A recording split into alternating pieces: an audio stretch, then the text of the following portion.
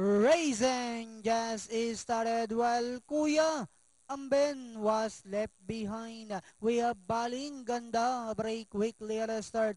JST moving up medals time. Mr. Godfather comes next. Forever Young has Magic. Daredevil. Potomac River Danoli inside now is far beyond Flyboy. And going along for the first turn, we have Baling Ganda by about 3 lengths, and in second is Medals Time. Running by the rail third now is JB's Godfather, JST, and on the outside now is Forever Young. Potomac River comes next.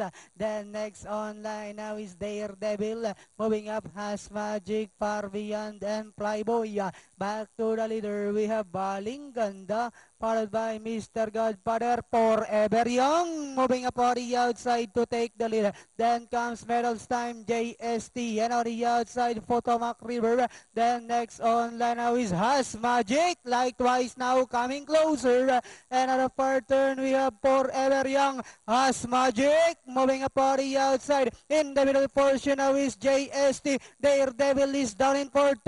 And as they swing for home, the lead now belongs to Has Magic by a length.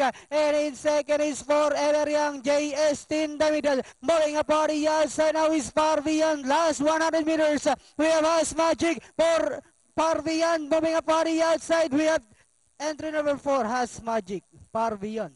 Then comes JST. May close finish there for fourth. Has Magic, ha?